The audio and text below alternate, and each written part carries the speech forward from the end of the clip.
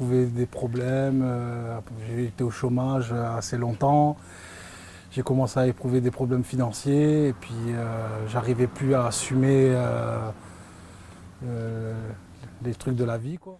Je suis partie de mon appartement et je me suis retrouvée à vivre un peu partout, donc chez ma sœur, dans la rue, dans ma voiture pendant quelques mois. Et jusqu'au jour où je suis allée voir une assistante sociale qui m'a parlé d'un foyer. Comme Karim et Aude, de nombreuses personnes ont eu besoin au cours de leur vie d'une bouée de sauvetage, d'une main tendue. L'association Espoir se propose de les aider. Bernard Rodenstein, président fondateur de l'association, nous décline la philosophie d'Espoir. Que tout être humain est un être capable d'aimer et digne d'être aimé.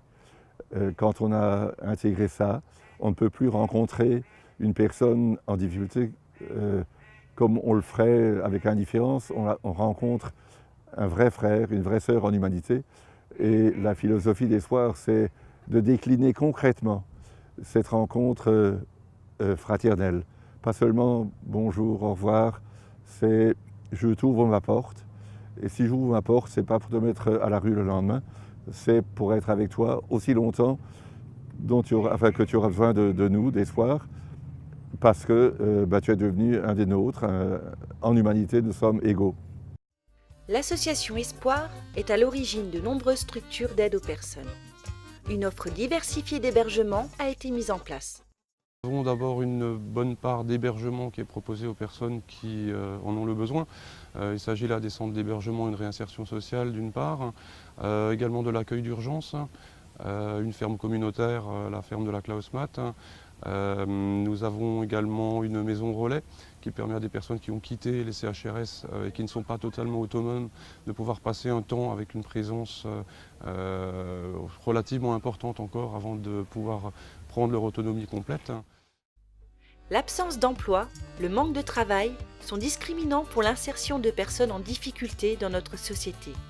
Espoir propose de nombreux ateliers qui permettent à leurs bénéficiaires de répondre aux exigences du monde du travail. La mission des ateliers du CAVA, c'est d'accompagner dans le cadre du travail des personnes en situation difficile. C'est une remise au travail, apprendre des métiers, découvrir des métiers, reprendre des rythmes de travail, voilà, dans différents domaines d'activité. Ainsi, ces objets, remis en état, seront mis en vente au magasin La Bonne Occasion, où feront le bonheur de l'atelier vente, le Petit Bazar, où ils seront transformés, magnifiés. L'aide juridique, le soutien aux populations carcérales, l'accompagnement social sont également des missions de l'association Espoir. Donc, je suis conseillère en économie sociale et familiale et on fait de l'accompagnement social lié au logement. Donc on intervient auprès de personnes en difficulté dans leur logement par rapport à une procédure d'expulsion en impayé de loyer et on va essayer de redresser la situation en faisant du classement de papier, de l'éducation budgétaire, un dossier de surendettement, un point sur les créances, un petit peu tout ça. Le but étant qu'ils reprennent le paiement de leur loyer et qu'ils ne soient pas expulsés. Les situations de précarité sont malheureusement de plus en plus d'actualité. Le combat que mène l'association Espoir contre l'exclusion reste indispensable. Après 40 ans, ce que je constate, c'est que notre utilité est plus nécessaire que jamais parce que le nombre de personnes en situation d'exclusion ne cesse de grandir et parce qu'aussi l'exclusion elle-même change de visage. Nous ne sommes plus comme dans les années 70 avec des personnes qui se sont vautrées dans l'alcool pour régler leurs problèmes de vie. C'est maintenant des handicaps réels au niveau psychologique et relationnel qui font que ces êtres sont réellement des gens totalement isolés du reste du monde.